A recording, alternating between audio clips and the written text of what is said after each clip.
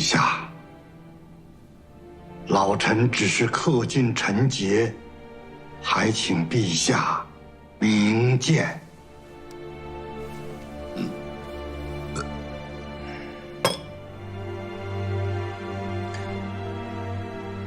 陛下，眼下正是千羽国数百年来的大劫难，如果陛下此时能够拯救黎民百姓于水火之中，那先帝在天的英灵也会为您感到骄傲的。父皇真的会为我感到骄傲吗？我这一生过的是迷迷糊糊的，自己都不知道自己在干什么，自己到底是谁？没有人真正知道自己究竟是谁，但是他要明白自己想要做什么，并为此矢志不渝。千羽国经此妖乱，国内恶殍遍野，百姓举家奔逃，陛下您不能闭耳塞听啊！老臣知道，让您释放神力有如一场赌博，但老臣不得不让您赌这一次。国师深夜至此，不会为了只是开导我，让我接受这现实吧？老臣只是心怀忐忑，难以入眠，忍不住叨扰国王，小叙片刻。陛下，百姓待君，宜能安之耳。明日过后，人心之向背，国祚之存亡，那就看昭昭天命了。我若偏不顺应着天命，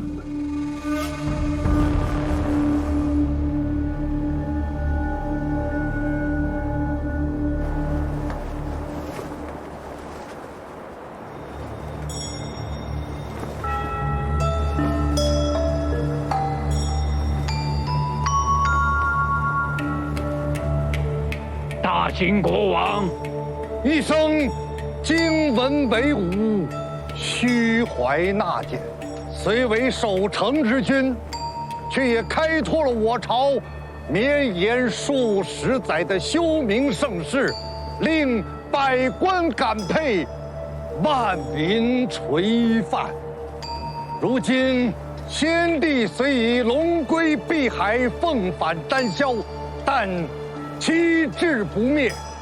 为了恢复我朝太平富庶之势，新君英明锐断，决意释放出体内的千灵神奇，降临凡世，责备苍生。我等能有如此体天爱民的人君，真是社稷幸甚，天下幸甚。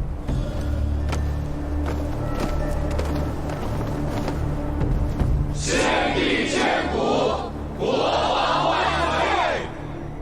为国家尽忠，不仅是臣子的本分，也是九五之尊，需要向天下唱明的圣道，还请陛下明鉴。何必多言，国师？你我君臣之谊，到此为止吧。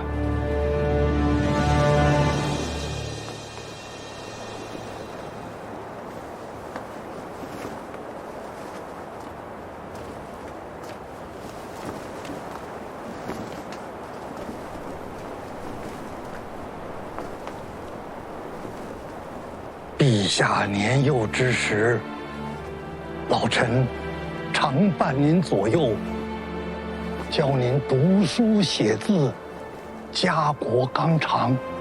陛下可否记得呀？提起三纲五常，你又可还曾记得什么是君君臣臣、父父子子啊？老臣不敢忘。只是陛下，可否还记得那圣贤书上说的“民为贵，社稷次之，君为轻”的道理呀？眼下这千余国，民废四起，匪乱不止，这可是先帝萧绎干时夙兴夜寐才打造的大好江山呐！陛下，若不施此法，那千余国的百姓必将陷入这生灵涂炭的人间炼狱呀！施此法若能拯救苍生，我鞠躬尽瘁，死而后已；若不能呢，千余国必将成为一个笑话。陛下，您有神力招福，不必如此自轻。想当年，老臣不过是一个潦倒的书生，家徒四壁。幸得先帝垂青，才跪入基书。只等深情厚恩，老臣一直铭刻肺腑。如果此番陛下不幸登遐，老臣发誓一定随您而去。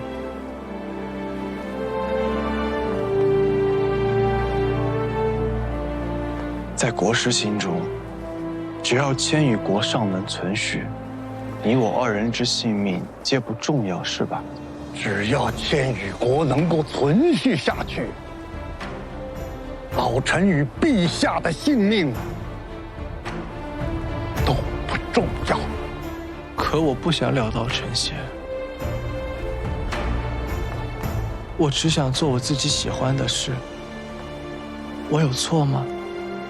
我有错吗？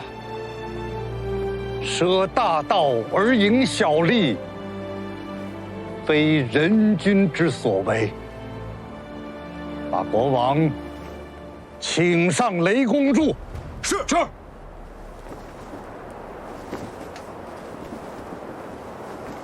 这个老国师，真是个道貌岸然、大奸四忠的混蛋。尔专的父亲，会不会是被这个老国师给？你们俩能不能动动脑子？如果国师想要篡位的话，为什么不在他回国之前动手？为什么不接受殿下的禅让？你怎么也被抓起来了？你不好歹也是个官吗？哎，尔专不会被那个老国师给怎么样啊？先帝驾崩不过2日，境内内乱不止，新上任的国王又想离开千余国，这也会让千余国千万百姓寒心啊！啊？我们是不是不该拉着本人跑路啊？国王本是随性之人，你们不该由他乱来。哎，祭祀开始了，现在国王检查雷公柱了。2位大哥，你们刚才说什么？闭嘴，别随意打听。别吵了！哎，这位大哥，外面发生什么事了？听说国师把太庙里的雷公柱给搬出来了。虎子，欣桐啊，我们必须马上行动了。怎么行动？国师把雷公柱搬出来了，他想强行引出神力。我们必须赶在国师动手之前把国王救出来。雷公柱是什么？雷公柱是我们千余国用来引雷避雷的神物。哎呀，那国师不会要把板砖给劈死吧？没办法了，欣桐。哎，你干嘛呀？借你簪子一用，萧云子会飞剑，他肯定能用这个开锁。干嘛呢？磨叽什么啊？哎，你能开开呀？走了。你早干嘛了？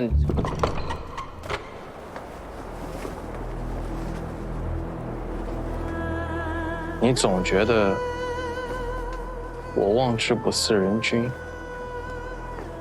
起码我死的时候，有了那么一丝丝君王的样子，免得被天下人笑话。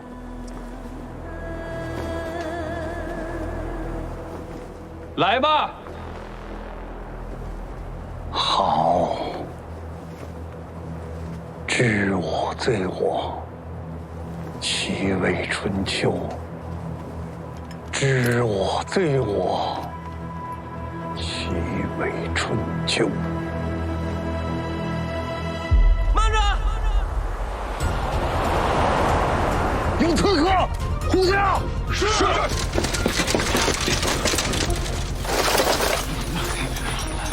国师，不要再冥顽不灵了，赶紧停止祭奠。拦住他们，若欲抵抗，杀无赦。是。萧云子，你想造反吗？萧云子就叫来迟，还望国王恕罪。我们千羽国的事与你们外人无关，赶紧给我下去！老糊涂！亏你还是千羽国的国师，你们只知道将自己的希望寄托在神明身上，却忘记了人定胜天，不觉得丢人吗？休在这里妖言惑众！国王以身许国，此乃大义之举。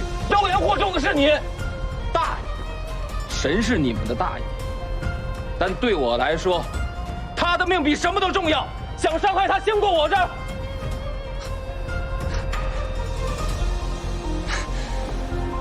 虎子，别管我了，你们走吧。少废话，今天我必须把你带走，欠我2顿罪花错。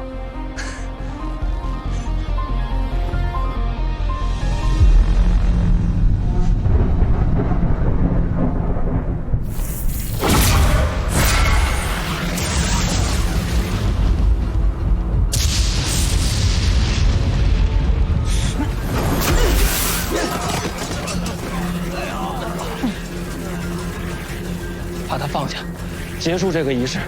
别怪我不客气。你杀了我吧，就算化作鬼魅，我也要替千羽国完成这场祭祀。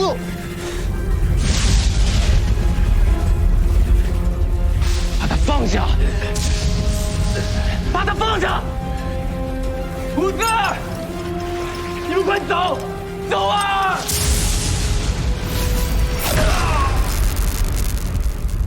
二川，国王。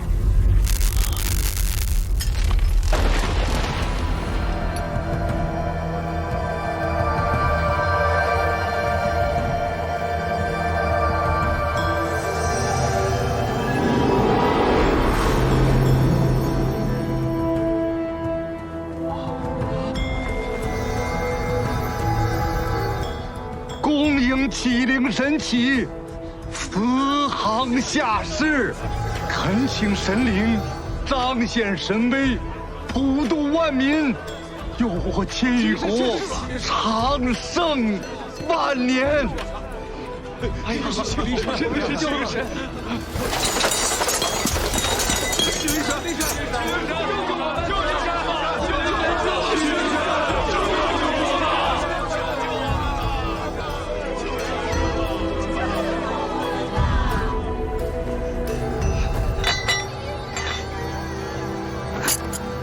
如果你真的是神，你就不该让这个人白白为了你去牺牲。我求求你救救他！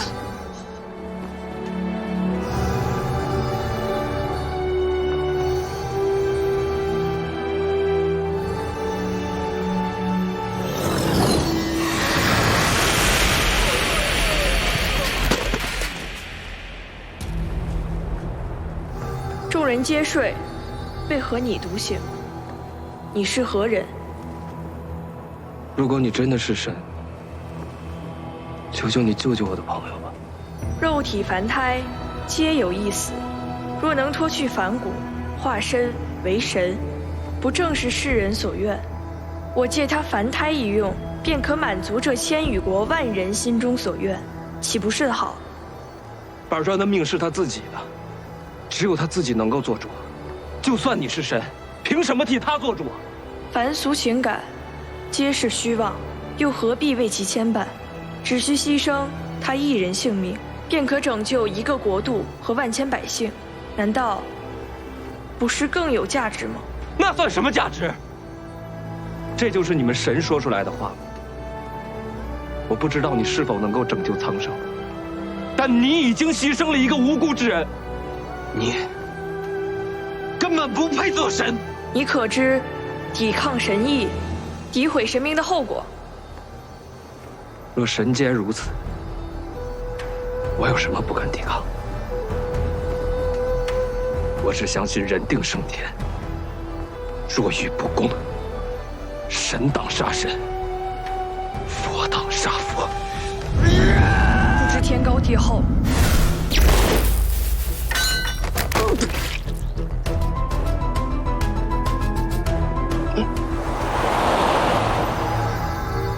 神就这点能耐啊！狂妄！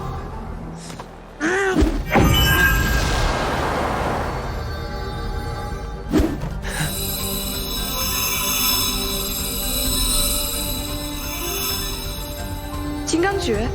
你怎么会有金刚诀？金刚诀500年前斩杀妖帝，今日就杀你这个假神，给板砖报仇！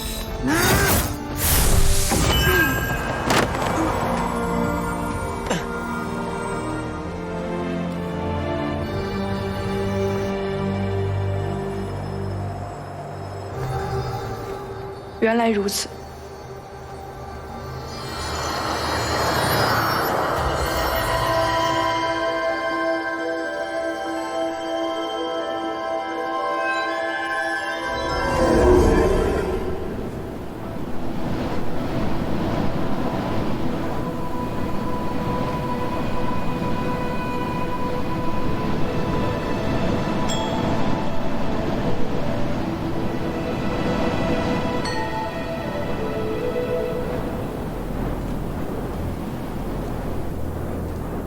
父王，父王，父王，父王！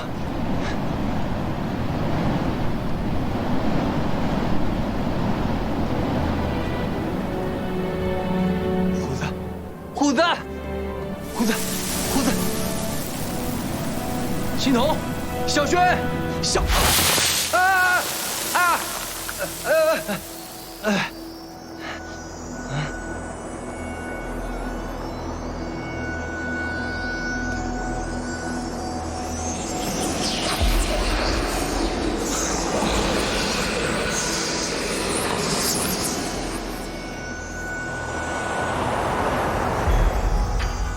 你是谁？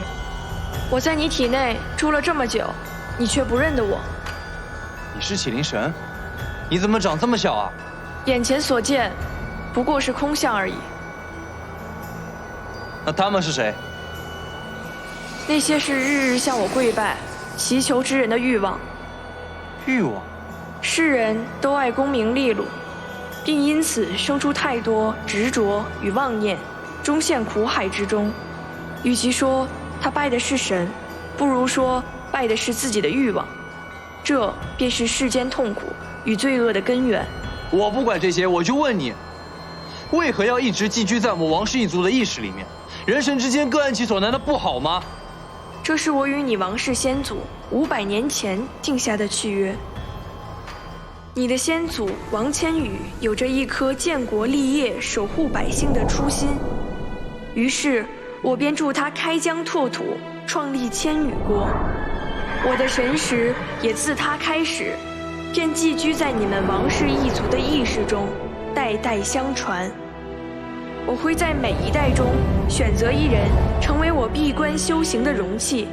成为容器之人，寿命会随之减少。所以，你的先祖们都没有人活过60岁。就因为这样一份契约，我们王氏一族难道一直要做你的囚徒吗？如果你拒绝神识庇护，那千羽国绵延500年的国运该如何？你们祖先渴望庇护千羽国的愿望又该如何？可你刚刚不是说他们跪拜的都是自己的欲望吗？若我们王氏一族真的靠着神识来治理国家、安抚百姓，难道这不是虚妄吗？你身为神明，也觉得这理所应当？世人皆以为王氏江山有神的庇护，却不知这500年来，我一直闭关修行，在时间的长河中俯瞰众生，从未帮助过世间任何人，参与过任何事。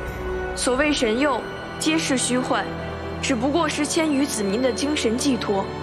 千羽国500年来的繁荣昌盛，靠的是励精图治的王氏家族，以及辛苦耕耘的万千百姓，是人为而非神力。你们人的力量才是无穷的。你是说，这一切都是靠我们自己的力量？是的。那我们千羽国的这次劫难，也可以靠自己解决？一切万法不离自性。我与你王氏一族的契约是时候解除了。这便是当初我与你先祖定下的契约。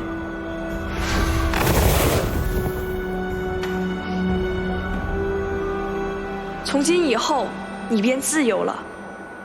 记住，无论何时何地、何种处境，遵从内心，事在人为。那他们怎么办？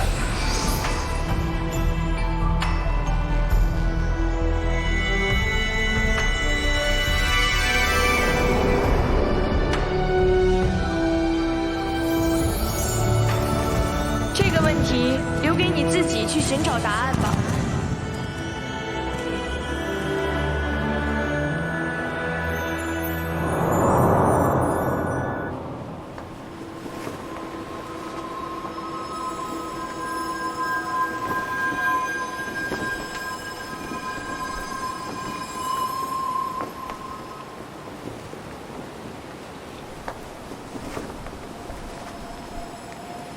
虎子，虎子，虎子，你醒醒，虎子，虎子，虎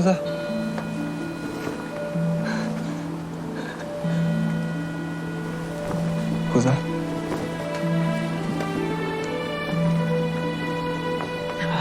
虎子，你活了，你没事啊？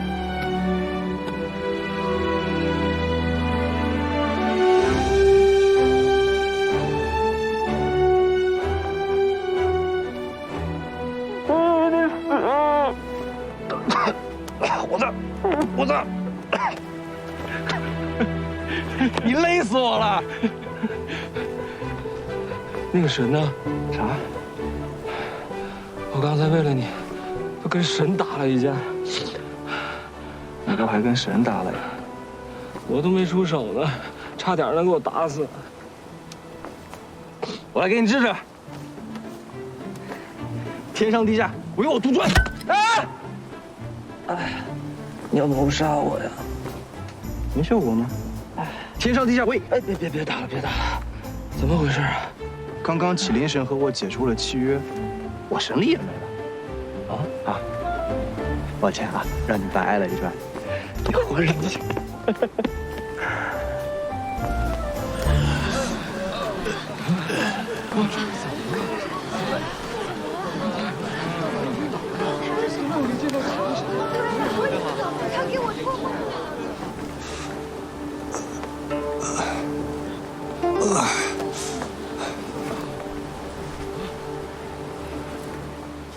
婉川，太好了！我好像梦见启灵神了。我梦到启灵神了，我也梦到启灵神了，我也梦到启灵神了。启灵神对我说：“千羽国这么多年都是靠咱们自己的力量啊！”是啊，他也这么跟我说的。启灵神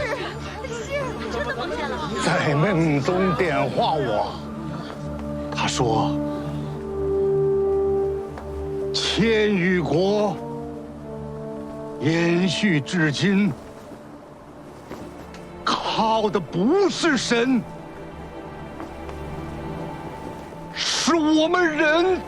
对，就是靠我们自己。没错，就是靠的我们自己。陛下，老臣真是愚蠢至极呀！我竟然以千羽国的国运相威胁，还联合官员百姓，要把您当祭品。老臣真是罪不可赦呀！请国王恕罪。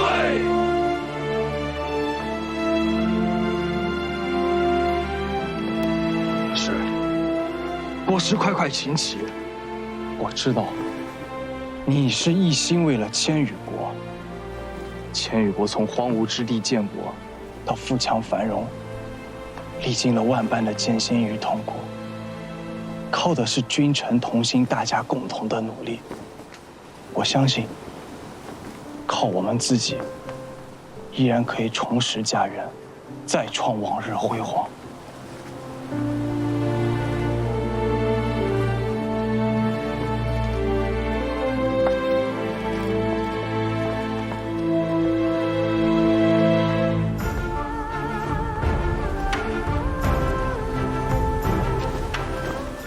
明海之威事关整个大陆，我们千羽国也应当尽一份自己的力量，而不是在此等待他人的救助。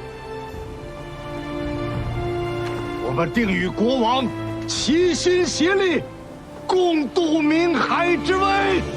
共度明海之危，共度明海之危，共度明海之危，共度明海之危，共度明海之危，共度明海之危，共度明海之危。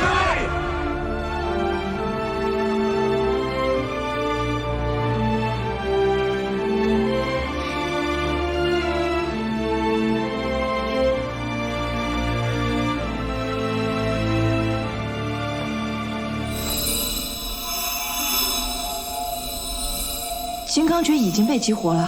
是啊，就在跟启灵神交手的一刹那。启灵神果然对世人心存护佑。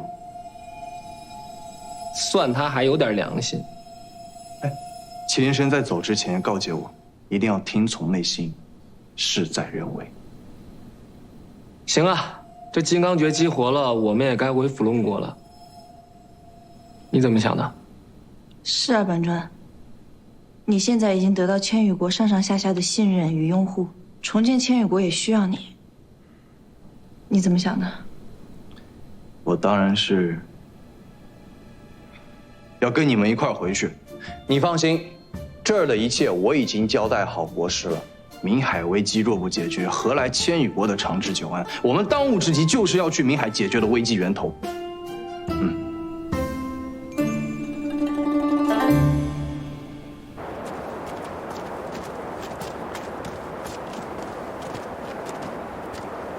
国师，留步，诸位留步。陛下，陛下此去明海危机重重，下多多保重啊！国师，解除明海危机是守护千羽国之根本，待我凯旋而归。先帝若是看到陛下今天的样子，一定会很高兴的啊！国师起来说话。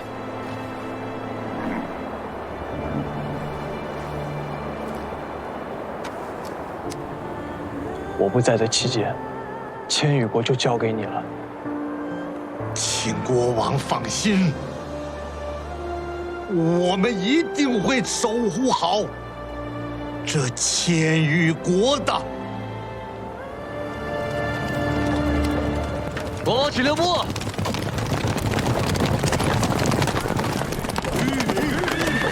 这些都是千羽国最优秀的战士，得知国王宏愿，愿誓死追随。此行怕是有诸多的困难与艰辛，你们可想好了？愿意随我一同前去？我等誓死追随，我等誓死追随，我等誓死追随，我等誓死追随。好。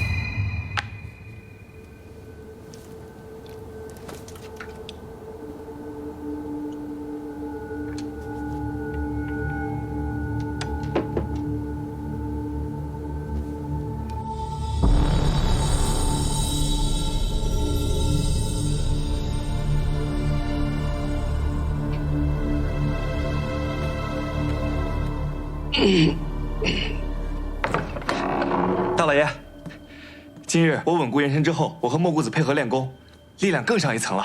好，好，怎么了，大老爷？您身体还行吗？不碍事儿，不碍事儿。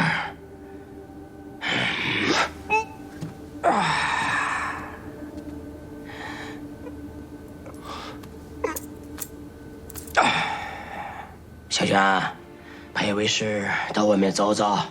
好，小心。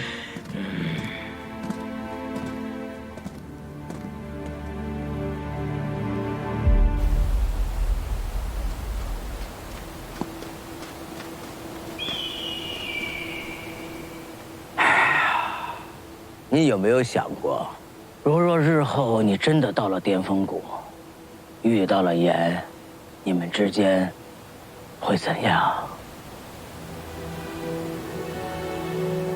我不知道，炎对我一直怀恨在心，但我和他毕竟是兄弟，兄弟相残是人间至苦，这也就是双生元神的残忍之处。但为师总觉得，如若兄弟之间的恩怨得不到化解，无论谁生谁死，都是最深最深的遗憾呐。您说的话我记住了，等我找到他，定会找他好好聊一聊。自从先祖把为师给造了出来，迄今为止，为师已经活了500余年。500余年，真的是够久了。大老爷，您这话什么意思？见过了人世间太多的生生死死，为师已经把生死看得很淡了。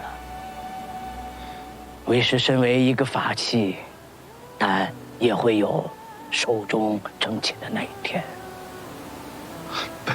不是，好好的，总提什么生死啊？小轩呐，今日是你恢复人身的第7日，也到了为师与你道别的时候了。大老爷，您身为法宝，再有500年寿命也是正常的。平日里您爱开玩笑也就算了，这种事开不得玩笑。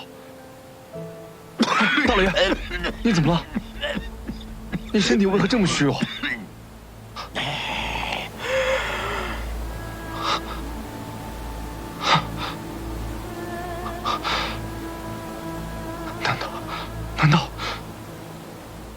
难道7日前，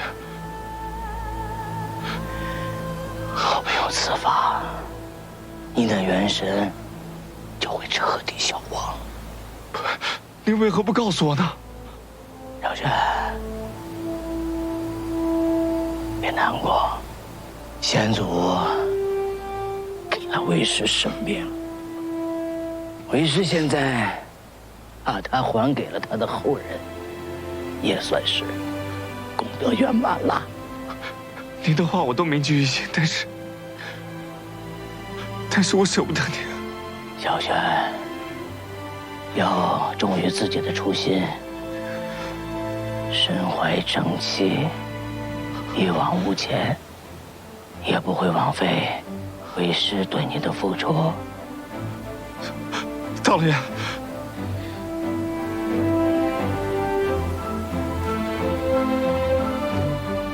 大老爷，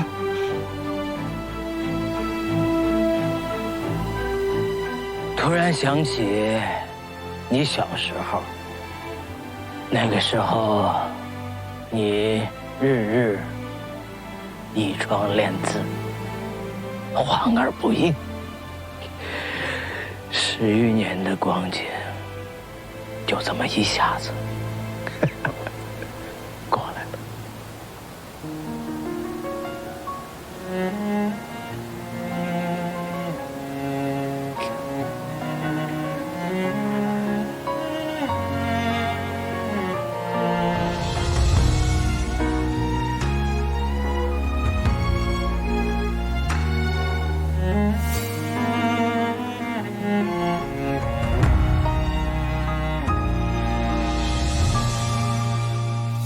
战火掀起热浪，坚强如锋芒。乱世之下，他一直上。若命运注定会羁绊，人间螺旋花有多复杂？再跌宕，也携手共闯。日月之下，守望曾鲜衣怒马，潇洒于苍茫。不怕逆境千万，只怕天各一方。日月之下回望，忆少年悲欢，书一纸佳话。梦一场，梦一场，初心不换。心若苍苍如晚霞，风声萧萧曾牵挂。长夜漫漫见微凉，心一缕光。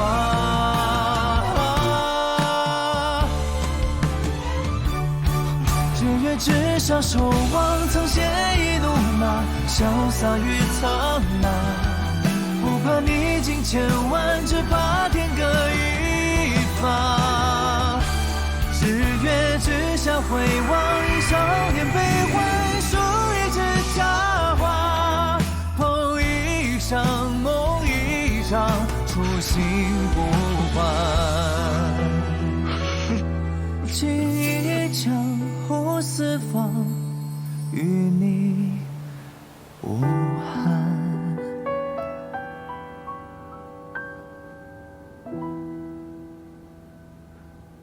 我这条命是大老爷给的，他用所有的法力保全了我的元神。大老爷守护了齐家500年，这份恩情，齐家无以为报。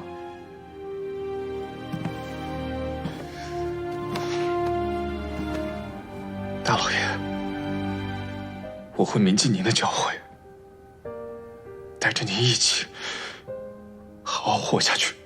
大老爷，请受老身一拜。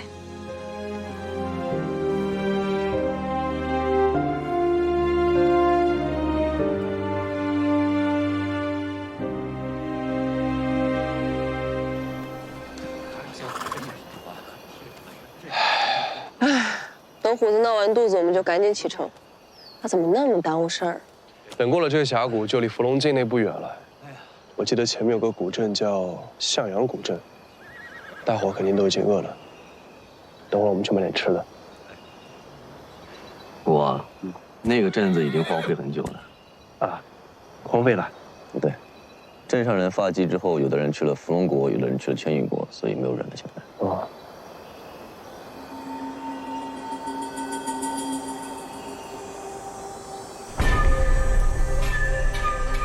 千羽国妖师，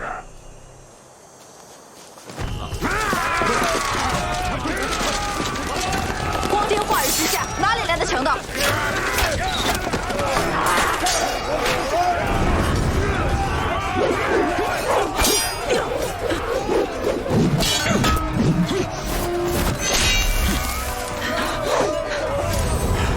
小丫头，挺能打架的嘛。小丫头不是你能叫的，当心要了你的命！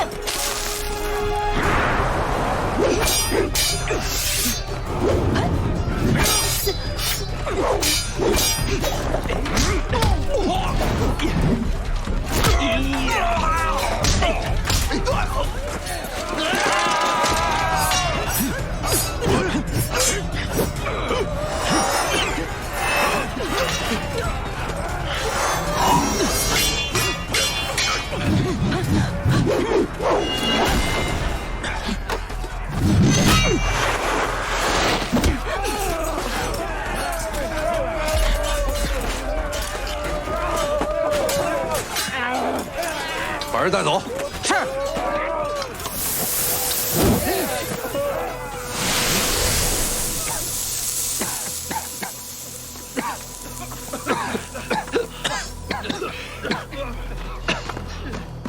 青铜不见了，追！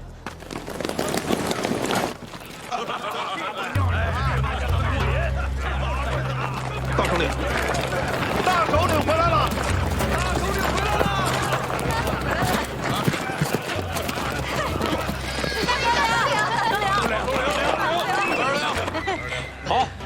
大哥，回来了。老二，家里没事吧？放心吧，有我在。怎么还拖个女人回来？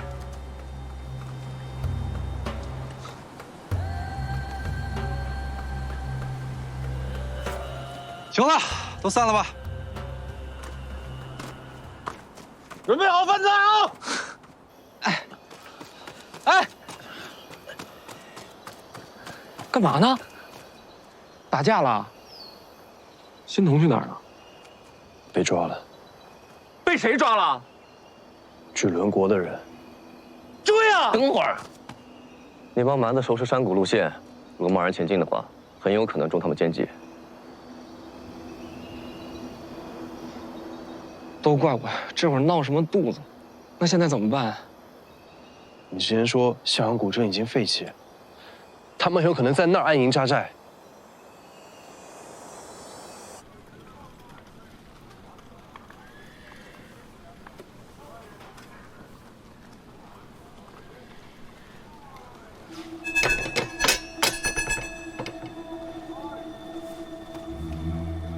奇怪，之前在巨轮国可从来没出现过这种情况。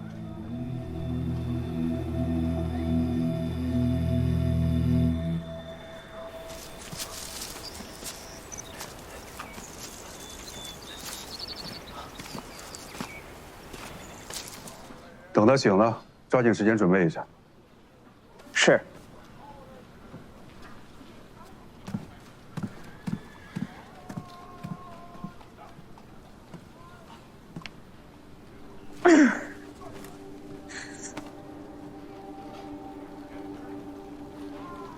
我的枪！